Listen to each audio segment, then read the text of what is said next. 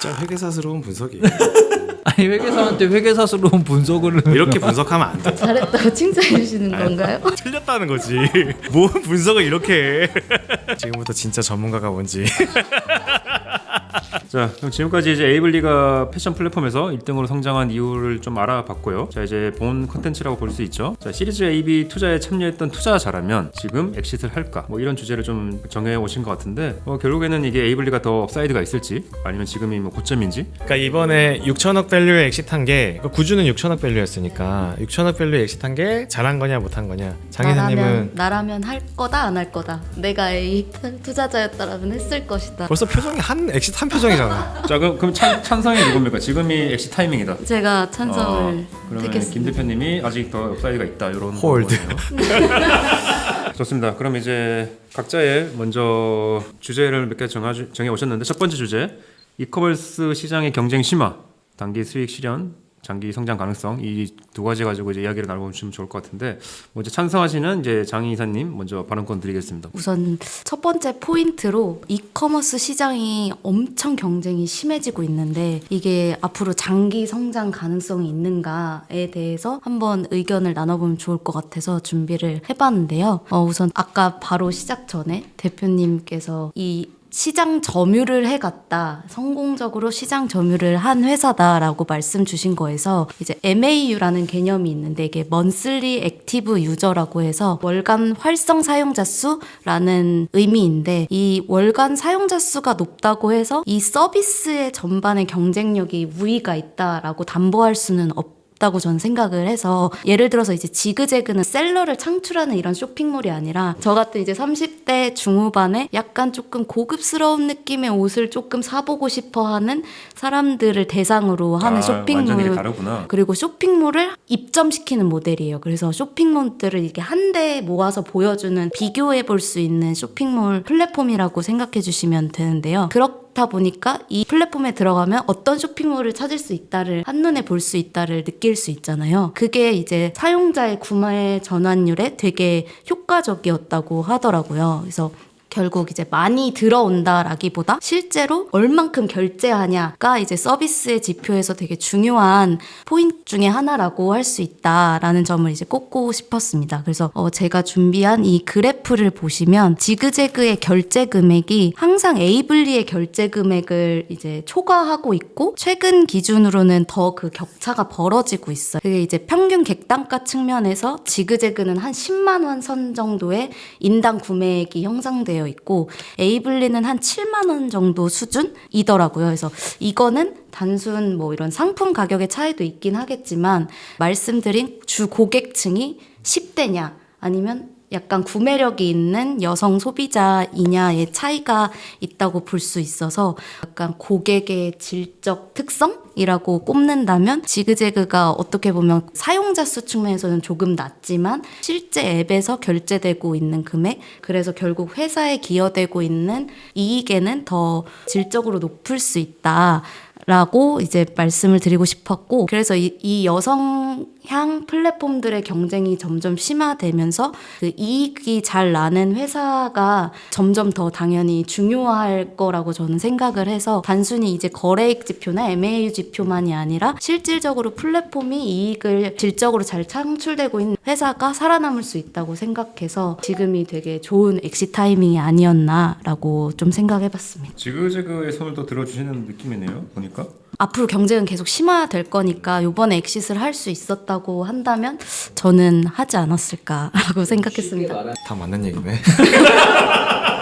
나한테 어려운 걸 줬어. 그러니까 지금 결국 이야기하신 포인트는 두 가지인 것 같아요. 경쟁이 더 포화되니까 지금 엑시트해야 된다. 그리고 결제금을 기준으로 치면 상대적인 경쟁력이 좀 떨어질 수 있다. 이런 건데 저는 알리바바가 이 회사를 단기간의 수익 실현을 위해 투자했다고 생각하지 않거든요. 결국 알리바바는 제가 이따 나중에 얘기하겠지만 결국은 이 회사를 완전히 인수하거나 본인의 회사로 만들기 위해 인수했을 거고 그렇다면은 단순 뭐 5년 수준이 아니라 10년 이상을 바라봤을 거다라고 하는데 여기 보면 그 장 기사님이 주신 그 그래프에 그 사용자 연령이 나와요.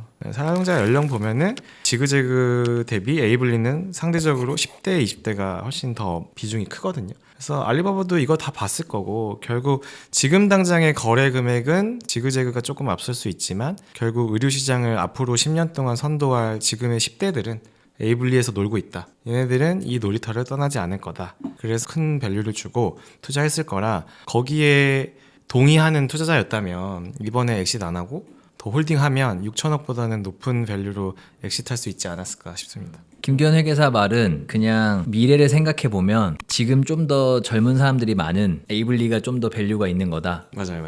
그러니까 향후 이제 뭐 5년 10년을 보면 에이블리를 떠나지 않을 거다. 말씀하신 것처럼 에이블리가 막 들어가 보시면 막 웹툰 이런 것도 있거든요. 에이블리 들어가면 웹툰도 볼 수 있고 웹소설도 볼 수 있고 막 이래요. 아닌 것 같습니다. 그래서 약간 10대들이 그냥 들어가서 놀 수 있는 놀이터 같은 느낌이 있어서 뭐 체류 시간이 높지 무신사도 않을까. 약간 이런 느낌 아니었나? 옛날에 어린 친구들이 거기서 이제 락인되니까 지금까지 계속 쓰는 그런 느낌 아닌가? 맞아요. 결국 이제 체류 시간이 중요하거든요. 거기서 많이 놀아야 되거든요. 그게 이제 에이블리는 좀 더 좋은 점수를 받죠. 디젤맨에 20년째 놀고 있습니다. 저는. 그러니까 아니 이게 진짜 무섭다니까? 아니 진짜야. 아니 근데 저런 애는 베개 하나고. 근데 이런 거지.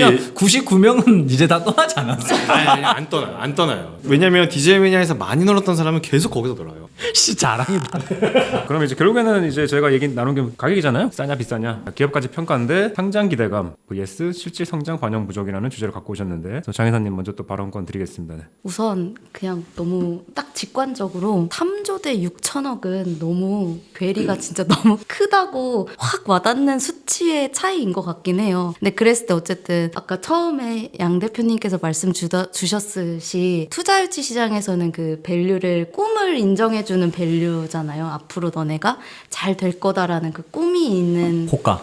호가인데 이제 그 꿈의 밸류는 이제 3조인 거고 이제 실질적으로 거래가 된 거는 6천억이라고 볼 수 있지 않을까. 5배 차이네요. 5배. 네, 예. 그리고 아무래도 아까 조금 전 말씀드린 거랑 동일한 맥락에서 이커머스 시장이 되게 경쟁이 격화되고 있고 그렇기 때문에 약간 밸류에이션도 조금씩 낮아지고 있는 추세인 것 같아요. 그래서 앞으로 에이블리가 또 다른 뭔가 한 단계의 밸류업하는 모습을 보여주지 않는다면 당연히 기업 가치가 하락할 리스크가 있긴 있다. 그리고 1,000억이라는 알리바바가 쏜 그 큰 돈 중에 이제 회사에 실질적으로 돈이 얼마가 들어갔냐가 이제 투자 유치에서 되게 중요한 포인트라고 생각하는데 80% 수준이 이제 구주 매입 거래였고 200억 정도만 이제 투자 유치에 들어갔는데 이 투자 유치라는 그 명목에서 봤을 때 이게 정말 의미 있는 투자 유치였는가에 대해서 이제 긍정적으로 부정적으로 갈리더라고요.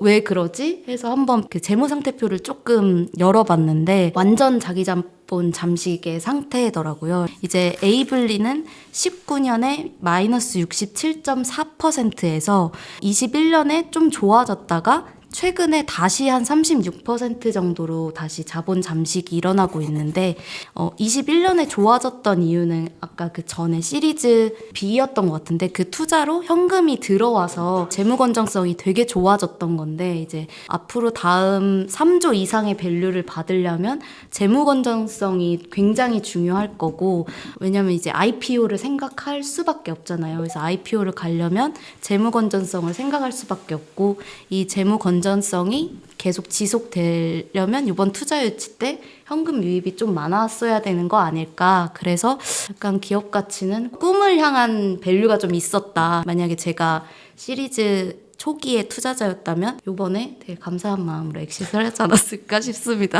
줄 때 먹어라. 또 인생은 타이밍이라고 격언이 하니까. 그러면 그냥 방금 설명한 거 장행회사님의 말씀을 요약하면 회사로 유입된 건 200억밖에 없잖아요. 그럼 이 200억이 기존에 있었던 에이블리의 자본 잠식을 충분히 커버할 만한 금액이었냐라고 판단을 기준점을 잡으신 거죠. 네. 200억이 들어와서는 기존의 에이블리의 자본 잠식을 사실 해결하기에는 역부족이었다. 그래서 24년 숫자가 정말 되게 궁금하더라고요. 24년 숫자가 이제 궁금하다. 네. 24년도에 이익이 낮고 200억이 현금이 그대로 있었으면은 이제 자본 잠식을 벗어날 수도 있었겠네요. 네. 결손이 높긴 한데 그렇긴 하죠. 진짜 회계사스러운 분석이에요. 아니 회계사한테 회계사스러운 분석을 이렇게 분석하면 안 돼. 잘했다고 칭찬해 주시는 건가요? 틀렸다는 거지. 뭔 분석을 이렇게 해. 그러면 장 이사님은 어쨌든 1,000억 중에 200억 정도밖에 이제 실질적으로 회사 현금으로 들어온 게밖에 없다. 그리고 3조는 좀 많이 높은 것 같다는 의견이시고, 다른 접근 방식이 또 중국 자본에 대한 평가라는 주제도 있네요. 이것도 어떤 건가요, 이거는? 아무래도 이제 저희 나라에서 이제 중국 자본에 대해서 이렇게 돈이 들어오는 거에 대한 좀 두려움이 소비자들 사이에서 있는 것 같아요. 예를 들면 로봇 청소기도 샤오미 막 좀 무섭다고 안 쓰잖아요. 저희 개인 정보가 다 막 중국에 팔릴 것 같고, 뭐 비록 저도 쓰긴 쓰는데 이미 다 팔렸어. 네. 그래서 그런 소비자 인식에 대한 우려나 이제 브랜드 측면에서 중국 거라고 하면 약간 이미지가 좀 중국 이미지? 네, 그런 게 있어서 소비재 브랜드에서 중국 자본에 대한 평가를 좀 넣어 본다면 어떨까 했을 때 한국 시장에서 알리가 에이블리와 손잡았다고 하는 게 과연 어떠한 경쟁력이 있을까? 저는 브랜드 측면에서는 조금 마이너스의 요인도 있지 않을까라는 생각을 했고요. 그래서 우스갯소리로 막 기사에 알리블리라고 막 하더라고요. 좋은데? 왜 자꾸 있는데? 그래서 개인정보 유출 우려나 뭐 중국 정부와의 뭐 연계 의심 뭐 이런 뭐 단어들이 등장해서 아무래도 브랜드 신뢰라는 측면에서 조금의 마이너스가 있을 수도 있을 것 같다. 그래서 저였다라면 뭐 엑싯을 했을 것 같다라고 이제 주장을 해보고 싶었습니다. 좋습니다. 김 대표님 반대 의견 해주시죠. 지금부터 진짜 전문가가 뭔지. 이게 주제가 중요해요. 이게 3조가 적정하냐 안 적정하냐가 주제가 아닌 거잖아요. 지금 엑싯을 했었어야 됐냐 안 했어야 됐냐가 주제고, 그 기준은 6천억인 거잖아요. 저는 6천억 밸류면 더 홀딩해도 더 비싸게 팔 수 있었다고 생각하는 사람인데, 그 이유를 말씀드리자면, 일단 아까 이야기한 아주 어린 친구들의 놀이터가 돼서 이 플랫폼의 경고함은 앞으로도 더 세질 거라고 저는 생각해요. 그건 이제 기본 전제인 것 같고, 일단 첫 번째로는 딜적인 관점에서만 얘기했고요. 회사적인 관점이 아니라 딜만 봤을 때 알리바바는 이 회사를 3조 밸류로 신주 투자를 하면서 무조건 아마도 높은 가능성으로 어떤 리픽싱 조항들이 있었을 거예요. 그러니까 너네가 이런 것들을 달성하면 우리가 3조 밸류를 인정해 주되, 어떤 실적이나 영업이익을 달성 못하면 몇 년 후에는 밸류를 몇 조로 낮춰야 된다 등등, 이런 리픽싱 조건들이 있었을 텐데, 그 리픽싱 조건들이 저는 예를 들어 에이블리가 잘 됐어. 알리바바가 인수한 다음에 알리바바가 그리는 그림대로 잘 됐으면, 잘 되면 잘 될수록 알리바바는 무조건 지분을 더 살려고 할 거예요. 그럼 그때는 6천억 이상으로 무조건 팔 수 있는 딜이 될 수 있을 거라, 그때 엑시트하면은 꼭 3조까지는 아니더라도 1조든 1.5조든 이런 식으로 엑시트할 수 있는 기회가 충분히 있을 거다라고 생각을 하고요. 만약에 에이블리가 잘 못했어요. 잘 못해서 리픽싱으로 밸류가 낮아진다 해서 하더라도, 그럼 알리바바가 그걸 포기할 거라고 저는 생각 안 해요. 즉 알리바바는 이 딜을 투자한 이유는 무조건 인수하려고 온 거예요. 근데 잘 되면 조금 비싸게 줘야 되지만 어쩔 수 없고, 잘 안 되면 내가 이거를 더 싸게 인수해 다겠다, 이런 조건들이 있을 텐데, 그래도 저는 6천억보다는 비쌀 것 같아요. 이유가 지금 아까 이야기한 그런 소비자군에 잡고 있는 게 첫 번째고, 두 번째는 에이블리가 이 MZ세대들의 의류를 지금 굉장히 잘 잡은 거잖아요. 근데 이제 이게 범위가 넓어지고 있어요. 그러니까 코스메틱도 에이블리에서 판매하고 있고, 패션과 관련된 여러 아이템들, 상품 영역이 계속 확장되고 있어요. 그리고 그 영역의 확장이 잘 되겠어요, 안 되겠어요? 당연히 잘 돼요. 네, 당연히 잘 돼요. 왜냐면은 여성 MZ분들이 여기를 놀이터로 생각하기 때문에, 아까 이야기한 나의 취향을 고려한 인테리어 소품들, 나의 취향을 고려한 화장품들이 계속 들어오고 있기 때문에, 단순히 의류가 아니라 이제 화장품 뭐 등등 이런 다양한 영역으로 나중에는 먹는 것들도 더 범위가 넓어질 거라고 저는 생각을 하거든요. 그래서 상품군들도 넓어지는 게 또 있을 거고, 또 하나는 지금 알리바바 들어온 이유는 당연히 이제 중국이든 일본이든 동남아든 아시아권부터 이제 이 시장을 점점 넓힐 거거든요. 근데 어쨌든 지금 우리 맨날 얘기하는 K 흐름은 진짜 실제잖아요. 실제이기 때문에 여기 들어와 있는 셀러들을 활용한 정책, 이 전략을 계속해서 수행해 나가면 뭐 일본이든 중국이든 동남아든 좋은 반응을 일으킬 수 있는 게 굉장히 많을 것 같아요. 예를 들어 에이블리라는 게 한국에서 제일 핫한 의류 그 인플루언서가 뭐 어떤 브랜드를 런칭해서 잘 팔리고 있다 하면, 저는 그게 해외에서도 잘 팔릴 거라고 생각하거든요. 그래서 결국 엑싯의 관점에서 보면 저도 뭐 3조가 비싸다 싸다는 잘 모르겠고, 하지만 이후에 알리바바가 들어왔기 때문에 6천억 이상으로 엑싯할 수 있는 기회는 훨씬 많을 것 같다. 그래서 이번에 엑시트한 것보다 조금 더 홀딩하는 게 돈을 더 버는 관점에서는 맞을 수라고 이제 저는 생각을 합니다. 저 여기서 해외 확장에서 약간 좀 고민이 저도 있었는데 의류가 아직 K 패션이란 단어는 아직 안 나왔잖아요. K 뷰티, 뭐 K 푸드 이런 거에서도 K 패션은 없네. 오늘부터 지으시죠. 그 이유가 약간 국가마다 너무 문화의 특성이 많이 담겨 있고 일본 하면 떠오르는 그 패션의 트렌드 그리고 뭐 유럽, 미국 이게 너무 다 확연히 접근하는 방식이 다르잖아요. 그래서 단순히 플랫폼이 해외로 진출했을 때 이게 정말 성공 가능할까? 그래서 이게 현지 타겟화 전략을 얼만큼 잘하는 플랫폼이 되느냐가 되게 큰 변수일 것 같더라고요. 그래서 국내 1등이 과연 해외에서도 1등이 될 수 있을까? 이게 좀 궁금한 포인트긴 했습니다. 그래서 사실 저도 저한테 에이블리가 상장해서 3조 이상의 밸류를 받을까요? 라고 질문하면 저도 쭈뼛쭈뼛 될 것 같아요. 근데 기존에 먼저 들어온 투자자 입장에서 6천억보다 더 높은 밸류에 엑시트할 수 있는 기회가 있을 거냐 하면 저는 있을 것 같아요. 알리바바가 여기서 멈출 것 같지 않다. 이게 제 한 줄 결론입니다. 인생은 타이밍. 양 대표님은 좀 어떻게 들으셨는지? 저는 그냥 알리바바도 잘 샀고 잘 팔기도 잘 판 것 같아요. 그러니까 이유는 그냥 보면 시리즈 단계별로 있잖아요. A, B는 기업 가치가 공개된 게 없는 것 같고 추정이고 그럼 C 9천억에 들어온 사람들은 당연히 안 팔았을 거고 그러면은 A, B에 들어온 사람들은 팔았을 거잖아요. 근데 A, B, C 보면은 공통적으로 보이는 회사들이 있어요. Airbnb, 뭐 코롱인백. 그러니까 이제 되게 낮은 밸류 들어온 사람들은 지금 정도 됐으면은 한 5년 차 돼가니까 사실 이제 펀드 만기도 도래할 거고. 아, 그렇죠. 이제 자기네들이 들어온 밸류 생각하면은 6천억이면 뭐 너무 좋지. 이제 개꿀이지. 개꿀이지. 그래서 저는 되게 그 관점에서 보면 되게 잘 팔았을 것 같아요. 제가 만약 코롱인베 이게 다 팔고 떠난 게 아니잖아요. 본인들이 초반에 들어온 거를 이제 팔았겠죠. 그리고 자기네들이 나중에 들어온 것도 들고 있어서 이미 코론 입의 파티는 끝났지. 김혜계사가 이야기한 6천원 이상의 밸류도 이제 본인들은 이제 향유할 수 있는 거고 그리고 초반에 워낙 싸게 들어와서 6천억에 팔았으면 본인들이 이미 다 회수 다 끝냈을 거고 그래서 그렇게 잘 팔았을 것 같아요. 그리고 두 번째는 이게 비상장이잖아요. IPO 언제 될 줄 알고 모르지. 언제 될 줄 알고라는 생각을 했을 것 같고 저라면 그리고 알리바바가 6천억에 들어왔잖아요. 그러면 알리바바 말고 또 누가 들어와서 6천억 이상의 돈을 지불해줘야 되는데 그 밸류를 구주 밸류를 찍어줘야 되는. 과연 이게 누가 들어올까? 나라는 생각을 나는 할 것 같다. 알리바바나 되니까 지금 6천억이나 쏴줘서 6천억 밸류에 800억이라도 지금 사주겠다라고 할 때 얼른 팔아야지라는 생각을 해서 그냥 잘 팔았다는 생각도 들고 제가 그냥 알리바바라고 하면은 그래도 뭐 어찌 됐든 그냥 9천억 밸류의 숫자보다는 지금 내가 6천억 밸류에 사는 숫자가 더 좋은 숫자잖아요. 그러니까 9천억 밸류는 유상증자 밸류라 하더라도 그래서 나는 그냥 6천억 밸류에 이 정도라고 하면은 그냥 싸게 샀네. 라는 생각을 했을 것 같아요. 지분율이 이제 5%인 게 문제인데 모르겠어요. 이게 지분율이 사실 5% 정도면 과연 이게 알리바바가 더 적극적으로 해서 정말 뭐 경영권 인수까지 할 만한 의지가 보이냐라는 생각은 좀 퀘스천 마크예요. 그냥 5%면 그냥 단순하게 FI로 들어왔을 수도 있고 워낙에 요새 장이 안 좋으니까 한국에 에이블리라는 게 있어. 야 6천억이면 산대 라고 하면 그러면 뭐 1,000억 정도는 쓰지.